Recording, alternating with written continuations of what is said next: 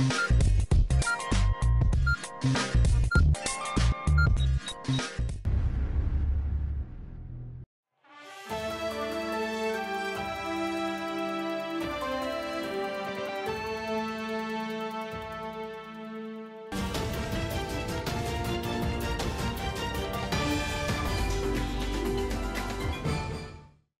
अर्ज़ है। एडियन उर्दू खबरनामे में आपका खैर मकदम है। मैं हूं सिद्दीकी मोहम्मद अजहर। खबरों के सिलसिले को शुरू करने से पहले आइए डालते हैं आज की चंद अहम खबरों पर एक नजर। हड़ताल की अफवाह की वजह से पेट्रोल डीजल भरने के लिए पंप पर गाड़ियों की लंबी लंबी कतारें। अफवाहों पर ध्यान न दें, पेट्रोलियम डीलर तंजीम के सदर अकील अब्बास की अपील। अब्दी मंडी मुतनाज़ अराजी खरीदी के जिम्मे शुबा है। हिज़्ब मुखालिफ पार्टी रहनुमा अम्बदास दानवे का जिला प्लानिंग कमेटी में इल्जाम। अब खबरें तफसील से। पेट्रोल टैंकर ड्राइवर्स दोबारा हड़ताल पर जा रहे हैं। ऐसी अफवाह शहर में फैलने के बाद शहर के पेट्रोल पंप पर गाड़ियों की लंबी लंबी कतारें नजर आई। ताहम पेट्रोल टैंकर ड्राइवर्स हड़ताल के जिम्मे कोई इत्तला तंजीम की जानिब से नहीं दी गई। इसकी वजह से पंप पर हुजूम न करें, ऐसी अपील पेट्रोलियम डीलर तंजीम के सदर अकील अब्बास ने की है। शहर में बरोज़ पीर दोबारा पेट्रोल पंप पर पेट्रोल डीजल भरने के लिए शहरियों का हुजूम नजर आया। इसकी वजह से दोबारा शहर में पेट्रोल पंप में लंबी लंबी कतारें नजर आई। पेट्रोल पंप्स बंद होने वाले हैं, ऐसी अफवाह पर लोगों का हुजूम हो गया। चंद यौम कबल हिट एंड रन कानून के खिलाफ तमाम मुल्क के ट्रक ड्राइवर्स ने हड़ताल का ऐलान किया था। उस वक्त भी पेट्रोल डीजल की किल्लत हो जाएगी, इस खौफ से हमारे शहर की तरह तमाम रियासत में पेट्रोल डीजल पंप पर लंबी लंबी कतारें लग गई थी। इसके बाद अब दोबारा अफवाह फैलने की वजह से पेट्रोल पंप पर पेट्रोल डीजल भरने के लिए लंबी लंबी कतारें नजर आई। हीट एंड रन कानून के खिलाफ टैंकर ड्राइवर्स दोबारा हड़ताल पर जाएंगे। इस अफवाह पर शहर के पेट्रोल पंप पर गाड़ी मालिकों की लंबी लंबी कतारें लग गई। ट्रक ड्राइवर्स की हड़ताल की वजह से पेट्रोल पंप्स बंद हो जाएंगे, ऐसी अफवाह सोशल मीडिया पर फैल गई। इसके फ़ौरन बाद पेट्रोल पंप पर लोगों का हुजूम हो गया। 4 यौम पेट्रोल पंप बंद रहेंगे, यह अफवाह सोशल मीडिया पर वायरल हो गई। ये बात पेट्रोल भरवाने वाले अफराद ने कही। ताहम दूसरी जानिब पेट्रोल डीजल आमदरफ्त करने वाले टैंकर ड्राइवर्स हड़ताल पर जा रहे हैं। इस दिन में उनकी तंजीमों ने कुछ जाहिर नहीं किया। इसकी वजह से शहरी हिरासा न हो, अफवाहों पर ध्यान न दें। शहरियों की वजह से पेट्रोल डीजल की मसनवी किल्लत पैदा हो सकती है। किसी भी अफवाह पर भरोसा न करें, ऐसी अपील पेट्रोलियम डीलर तंजीम के सदर अकील अब्बास ने शहरियों से की है। पहली बात मुझे ये करनी है कि जो मैसेजेस वायरल हुए हैं कि 10 तारीख से सारे ड्राइवर्स स्ट्राइक पे जाएंगे, तो मुझे ये बताना है आपको कि हमारे जो पेट्रोल के जो टैंकर्स ड्राइवर्स हैं उन्होंने अभी तक की हमें कंफर्म नहीं किया है कि वो स्ट्राइक पे जाएंगे। तो और दूसरी बात आप लोग से ये कहना है कि आप लोग प्लीज़ पेट्रोल पंप पे जाके गर्दी ना करें और पैनिक बाइंग मत करिए। इसके वजह से आर्टिफिशियल शॉर्टेज क्रिएट होती है। और मेरे को तीसरी बात ये बताना है कि हम औरंगाबाद डिस्ट्रिक्ट, संभाजी नगर डिस्ट्रिक्ट में हम कोशिश कर रहे हैं हर पंप वाला कि आप लोग को पेट्रोल डीजल की दिक्कत ना हो, लेकिन आपका साथ ज़रूरी है। अगर आपने पैनिक बाइंग करेंगे तो उसकी वजह से एक आर्टिफिशियल शॉर्टेज क्रिएट होगी और आपको भी गर्दी में खड़े रहना पड़ेगा ज़बरदस्ती, जो कि हम नहीं चाहेंगे। और वहाँ पर भी जाके आप लड़े झगड़े होते हैं तो वो भी ना हो। मैं आप लोग से पूरे डिस्ट्रिक्ट, पूरे हमारे पेट्रोलियम डीलर्स के एसोसिएशन के तरफ से मैं आप लोग को रिक्वेस्ट करता हूँ कि प्लीज़ आप लोग हमारा साथ दीजिए। हम आपके लिए पूरी तरह से कोशिश कर रहे हैं कि औरंगाबाद डिस्ट्रिक्ट, संभाजी नगर डिस्ट्रिक्ट में कोई भी पेट्रोल पंप ड्राई ना हो और कोई भी किसी को भी शॉर्टेज का सामना ना करना पड़े। जिला प्लानिंग कमेटी की मीटिंग में हिज़्ब मुखालिफ पार्टी रहनुमा अंबादास दानवे ने महसूल महकमे ने एनिमी पार्टी का बोर्ड आवेजा करने के बावजूद 2 यौम में यह अराजी का फेर फार क्यों किया गया, इस पर सरप्रस्त वजीर से वजाहत तलब की है। शेवटचा मुद्दा नानांनी काढला होता की अब्दी मंडी येथील निर्वासित मालमत्ता जमिनीची अवैध खरेदी विक्री नाना, याच्यामध्ये जे डिटेल्स आहे की अब्दी मंडी येथील गट क्रमांक 11, 12, 26, 27, 42, 250 एकर जमीन निर्वासित मालमत्ता शेतीची नोंद होती। प्रत्यक्ष स्थळावर शत्रू संपत्ती म्हणून महसूल प्रशासनाने तिथं फलक लावलेला आहे। मग असं असताना कोणत्या अधिकारात मान्य जिल्हाधिकारी साहेबांनी खासगी व्यक्तीच्या नावे नोंद घेण्याचे आदेश पारित केले, हा माझा प्रश्न आहे। त्याच्यानंतर 6 नोव्हेंबर 2023 रोजी सदर जमिनीचा फेरफार खासगी व्यक्तीच्या नावे करण्यात आला आणि 9 नोव्हेंबर 2000 रोजी खासगी व्यक्तीने अग्रवाल कुटुंबियांना जमीन तातडीने विक्री केली। मला सांगा, एवढं मोठं 250 एकर जमीन ताबडतोब एखाद्या खासगी व्यक्तीच्या नावे होतं। कित्येक ठिकाणी योग्य असूनही तुमचे तहसीलदार, तुमचे नायब तहसीलदार या सगळ्या गोष्टी 50-50 खेट्या मारायला लावतात। त्या शेतकऱ्याच्या हातातले, कष्टकऱ्याच्या हातातले कागद काळे पांढरे पडतात, पण इथं 3 दिवसात फेरफार होतो। मला असं वाटतं हे संशयास्पद आहे। माझ्या माहितीप्रमाणे याच्यासाठी विभागीय आयुक्ताकडे अपील दाखल करून 2 महिने उलटवले, त्याच्यावर अद्याप ही हिअरिंग घेतली नाही। नाही तर तुम्ही 2-2 दिवसात हिअरिंग घेता, निकाल लावता। पण एवढा महत्वाचा विषय असून 250 एकर जमीन निर्वासित मालमत्ता शत्रू पक्षाचा आपला बोर्ड असताना एका खासगी व्यक्तीला दिला जातो, 3 दिवसात त्याचा फेरफार होतो आणि तुम्ही हिअरिंग घेत नाही। याचाच अर्थ मला थोडं कुठेतरी याच्यामध्ये पाणी मुरतंय। कारण मागच्या काळात याच ठिकाणी माझं असं मत आहे की 2016 मध्ये समृद्धी महामार्गासाठी भूसंपादन होऊन काही कोटीची रक्कम मागे वाटप केली आहे आणि या सगळ्या याच्यामध्ये काही नाही तर याच्या माध्यमातून एक भूसंपादनाचा पैसा मिळावा काय, अशा प्रकारचं कोणाचं तरी षडयंत्र असावं। मी काय व्यक्तिगत आरोप कलेक्टर साहेब आपल्याला करत नाही, परंतु मला वाटतं या धोरणात्मक मुद्दा आहे।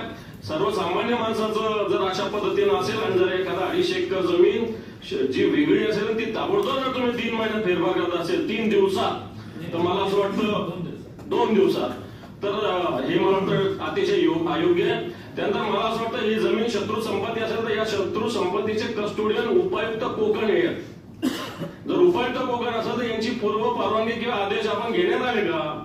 जमीन शत्रू निर्वासित मालमत्ता असेल तर निर्वासित मालमत्तेच्या कस्टोडियन याच्यावर काही पूर्व परवानगी आपण घेतली का? कारण ही प्रॉपर्टी सरकारची आहे। सरकारची प्रॉपर्टी एखाद्या व्यक्तीच्या नावे आपण 2-3 दिवसात करता। 250 एकर प्रॉपर्टी हिचे कोट्यवधी रुपये किंमत आहे।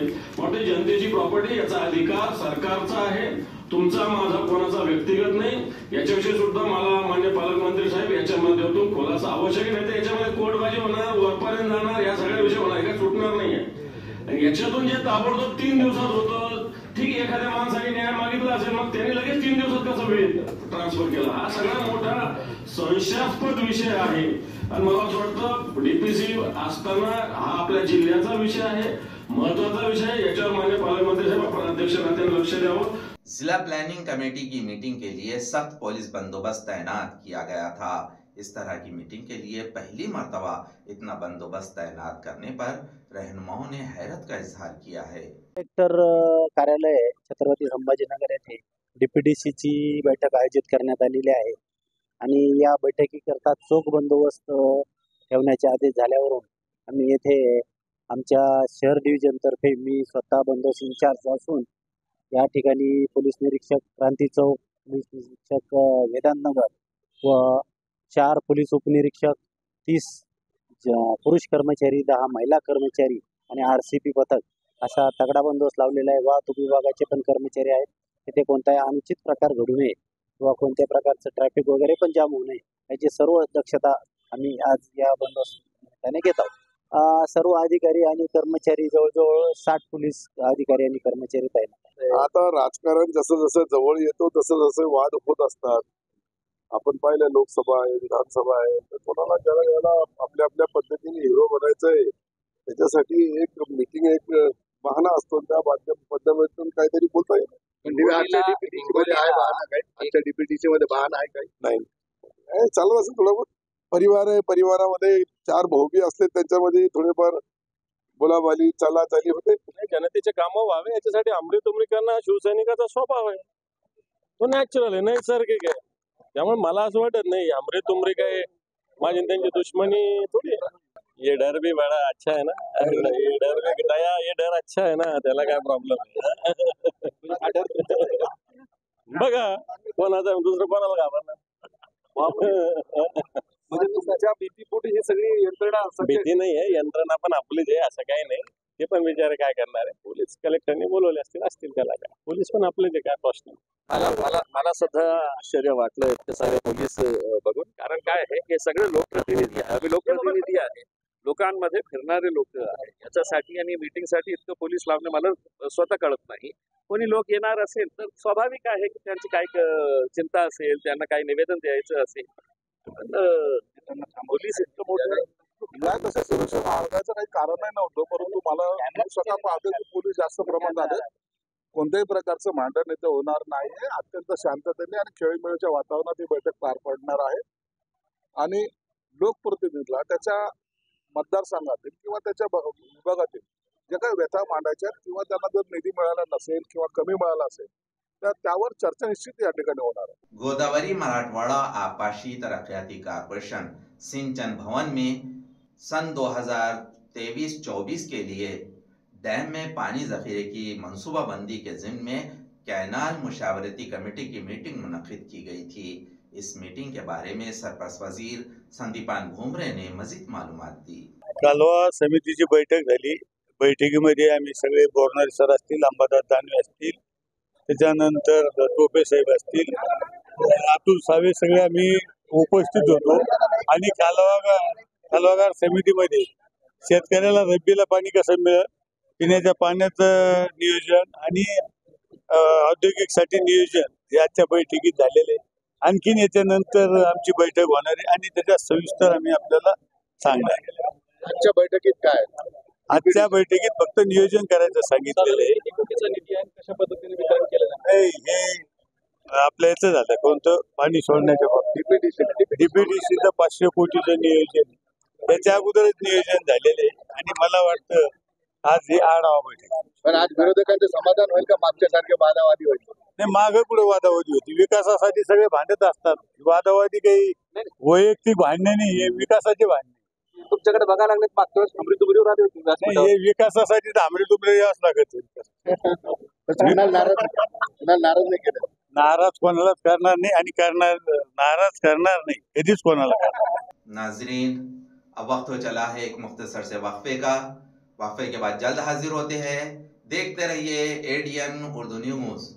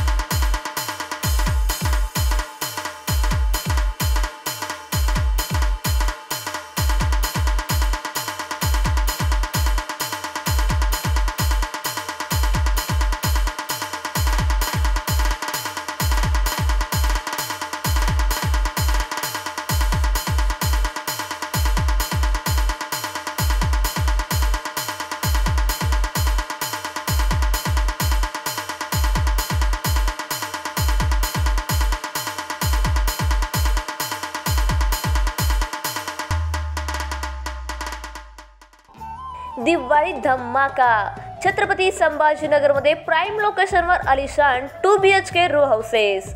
बीड बायपास रोड सातारा परिसरापासून फक्त 200 मीटरच्या अंतरावर. हिवाळी पाटील लॉन्स पासून फक्त 400 मीटरच्या अंतरावर. आकर्षक किमतीत रो हाऊसचे मालक व्हा आणि आकर्षक बक्षिसे जिंका. किंमत फक्त 51 लाख पासून पुढे. विकसित क्षेत्रात अधिष्ठान आहे. वैयक्तिक रो हाऊससाठी प्रशस्त पार्किंग, त्याचबरोबर private garden, video door bell, सौर सिस्टीम. जागेचा पत्ता प्लॉट क्रमांक 14P 15-24-25P Beed bypass Satara परिसर छत्रपती संभाजीनगर औरंगाबाद. खरेदीसाठी आमचा कॉन्टॅक्ट नंबर आहे 9860056488. सर्व बँक कर्ज उपलब्ध आहेत. अटी आणि शर्ती लागू. मस्त मास्क पहना रे तूने. Thank you sir. वो जान बचाने के लिए पहनना पड़ता है ना सर। रेडीमेड है या टेलर मेड है? ऑनलाइन ऑर्डर किया है सर। एक और है ना सर। देना। बहुत मस्त लगे आपको। ये ना सर। सर ना भाई, जान बचाने के लिए बाइक चलाते वक्त सिर्फ खोपड़े पे मास्क पहनेगा तो खोपड़े को कौन बचाएगा? समझ गया सर। हेलमेट ऑनलाइन ऑर्डर कर, वरना हमेशा के लिए ऑफलाइन हो सकता है। Okay sir. ये ले। चल हम ये भी ऑनलाइन भर दे। हेलमेट पहने, ट्रैफिक नियमों का पालन करे, जिंदगी के सफर को सुरक्षित रखे। वक्फे के बाद आपका दोबारा इस्तकबाल है। सिद्दीकी वेलफेयर एसोसिएशन के ग्लोबल मेडिकल फाउंडेशन ने पैसिफिक अस्पताल के ताउन से 90 बैनुल मदारिसी इंटर स्कूल जनरल नॉलेज मुकाबले का इनेकाद हाल ही में मॉडल हाई स्कूल और doctor Rafiq Zakaria college for women Naukhanda palace में किया था। Siddiqui welfare association global medical foundation ने पैसिफिक अस्पताल के ताउन से 90 बैनुल मदारिसी इंटर स्कूल आम मालूमात यानी जनरल नॉलेज मुकाबले का एहतमाम हाल ही में मॉडल हाई स्कूल और doctor Rafiq Zakaria college for women Naukhanda palace में किया था। इस मौके पर बानी doctor Azhar Siddiqui, doctor Syed Rashid, doctor शाला का, doctor Muqtadar Ansari, Rotary club of Aurangabad metro सदर Nabi ul Hasan Siddiqui, Sudhir Roy, HM Adil Siddiqui, mentor Kavish foundation, barrister Umar Kamal Farooqui stage पर मौजूद थे। इस मुकाबले में मुख्तलिफ 50 स्कूलों के 1800 तलबा व तालिबात ने शिरकत की। MCQ के हैयत के 50 सवालों का नमूना तैयार किया गया था। शेख ज़िया और हाफिज रईस ने प्रोग्राम की बेहतरीन निज़ामत की। ग्लोबल मेडिकल फाउंडेशन के सेक्रेटरी मसीउद्दीन सिद्दीकी ने शुक्रिया अदा किया और प्रोग्राम का इख्तिताम अमल में आया। दाढ़ी में, टोपी में आपकी दीनी और असली तालीम हासिल कर सकते हैं। तो इसीलिए आज के हालात में हमें मायूस नहीं होना है और जो हमारे इदारे हैं इन इदारों को किस तरह मजबूत कर सकते हैं इस पर काम होने की जरूरत है। मैं ग्लोबल मेडिकल फाउंडेशन की तमाम और पूरी टीम को मुबारकबाद फिर से देता हूं और उम्मीद करता हूं कि अल्लाह रब्बुल इज्जत इनकी पूरी टीम को इसी तरह ताकत से नवाजे ताकि इस तरह के प्रोग्राम होते रहे और कौम को इसका फायदा होता रहे। इतना ही कहते हुए मैं अपनी जगह लेता हूँ। खुदा हाफिज, जय हिंद। क्या खुशी की बात है, almost first month of the year 2024 जहाँ हम देख रहे हैं सारी दुनिया में मुसलमानों के खिलाफ इस तरीके की हालात चल रही है। ऐसे हालातों में हमारा इस जगह पे आना और अपने बच्चों को प्रोत्साहन यानी मोटिवेशन और सक्सेस के लिए आगे बढ़ाना और ये एक्टिविटी ऑर्गेनाइज करना और इसमें इतना एक्टिव पार्टिसिपेशन माशाल्लाह मस्तूरात का देख के बेइंतहा खुशी है, क्योंकि हम सब जानते हैं कि एक शख्स अगर एक आदमी पढ़ता है तो खुद की जात का ज़्यादा फायदा करता है, लेकिन एक मस्तूरात पढ़ती है तो अल्हम्दुलिल्लाह माशाल्लाह उसके गोद में पलने वाले बच्चे और नस्लों की नस्लों में जो है तो जिस तरीके से दीन और दुनिया और एजुकेशन फैलता है, the women become the focus of spreading of knowledge. अल्लाह के रसूल सल्लल्लाहु अलैहि वसल्लम की हदीस आपके सामने तिलावत की और अल्लाह का फरमान आपको पढ़कर सुनाया। तर्जमा उसका ये है कि वाम्मा मा यनफउन्नास फयमकुसु फिल अर्ज़, छोटा सा टुकड़ा है आयत का, लेकिन अल्लाह तबारक व तआला उसके अंदर फरमा जा रहे हैं, दर्स क्या दे रहे हैं, हमें तालीम क्या दे रहे हैं, उसके ऊपर आप हज़रात के सामने बात करना है। तर्जमा उसका ये है वाम्मा मा यनफउन्नास फयमकुसु फिल अर्ज़, कि जो चीज़ लोगों के भलाई के लिए, लोगों की अच्छाई के लिए, लोगों की परेशानियों को दूर करने के लिए, मुसीबत ज़दा को गले से लगाने के लिए, तकालीफ के मारे लोगों के सरों पर हाथ रखने के लिए ऐसी कोई एक्टिविटी, ऐसा कोई काम, ऐसी कोई तहरीक, ऐसी कोई जमात अगर चलती है तो अल्लाह तबारक व तआला का फरमान है कि अल्लाह तबारक व तआला वैसी टोली को, वैसे गिरोह को, वैसे लोगों को जमीन के अंदर करार देते। MGM अस्पताल में मराठवाड़ा में पहली बार overtake the branching and endovascular grafting surgery कामयाबी के साथ की गई। इसके तला सहाफती कॉन्फरन्स में दी गई। आज आपण जे हायब्रिड कॉम्प्लेक्स आयोर्टिक अॅन्युरिझम केसबद्दल जे प्रेस कॉन्फरन्स घेतली आणि जी माहिती आज तुम्हाला सांगतोय की ही एक अशी केस होती की ती रेअर केसमधून म्हणू शकतो आपण आणि गुंतागुंतीची होती। जे शरीरातली सगळ्यात मोठी नस असते आयोर्टा, जे हृदयापासून येतो आणि तीच पूर्ण शरीराला रक्तपुरवठा करते।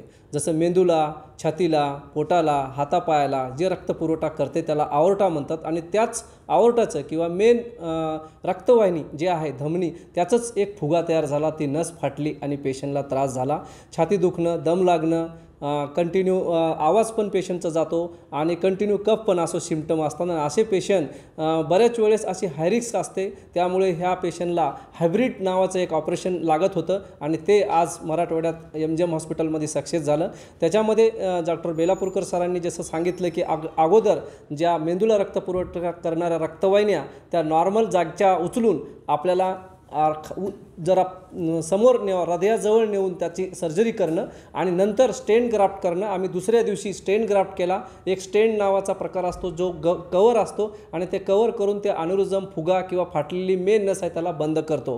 हे कवर किंवा स्टेंट ग्राफ्ट रुटीनली इथे करतात औरंगाबादमध्ये, पण डी ब्रँचिंग किंवा ज्या मेंदूच्या रक्तपुरवठा त्या आपल्याला त्याची सर्जरी ही पहिल्यांदा मराठवाड्यात MGM हॉस्पिटल इथे झालेली आहे। आणि हे सांगण्याचं तात्पर्य आम्ही टीमवर्क, एकट्याचा काम नाही हे। जसं CVTS सर्जरी, अनास्थेशिया, इंटेन्सिव्हिस्ट, एंडोव्हॅस्क्युलर सर्जरी हे आपल्याकडे सर्व टीम उपलब्ध आहेत आणि त्या उपलब्ध असल्यामुळे हे आज पेशंट आमचा बरा झालेला आहे। अशा या गुंतागुंतीच्या आजारापासून मुक्त झालेला आहे आणि 2 वेगवेगळे ऑपरेशन लागले। त्यामुळे पेशंटसाठी किंवा डॉक्टरांसाठी हे फार मोठं आव्हान होतं की या दोन्ही ऑपरेशनमधून पेशंट बाहेर यावं। म्हणून एंडोव्हॅस्क्युलर टीम, अनास्थेशिया, इंटेन्सिव्हिस्ट आणि बेलापूरकर सर जसं CVTS टीम हे सगळ्यांचं एकत्र येऊन एकाच जुटीने येऊन एकाच आजारावर फाईट करून आपण त्या आजारावर विजय मिळवलेला आहे आणि आज आमचा पेशंट डिस्चार्ज होतोय, ॲब्सोल्यूट नॉर्मल कंडिशनमध्ये आहे आणि पुढे चालून अशा प्रकारचा त्यांना आजार होणार नाही कारण आपण ती कंप्लीट ट्रीटमेंट केलेली आहे। आज आपण इथे यासाठी आलेलो आहोत की एक अत्यंत गुंतागुंतीची आणि खूप मोठी शस्त्रक्रिया ह्या भागात पहिल्यांदाच आणि यशस्वी झाली। मी डॉक्टर बेलापूरकर योगेश, डॉक्टर नागेश जंबुरे आमचे ॲनेस्थेटिस्ट, मी सर्जन आहे। डॉक्टर पोळे सर हे मेन डॉक्टर आहेत ज्यांच्या अंडर पेशंट होते आणि ह्यांची सगळी मेहनत होती, त्याच्यामुळे आज आपण हे सगळं चांगलं बघतो आहे। डॉक्टर राहुल चौधरी सर ते आमच्याबरोबर होतेच। तर या पेशंटला हृदयातून निघणाऱ्या एका मोठ्या रक्तवाहिनीचा फुगा झाला होता, म्हणजे त्याची भिंत कमजोर झाली होती आणि हा फुगा फुटण्याची भीती होती। हा फुगा फुटला असता तर तिथेच सगळं बंद झालं असतं।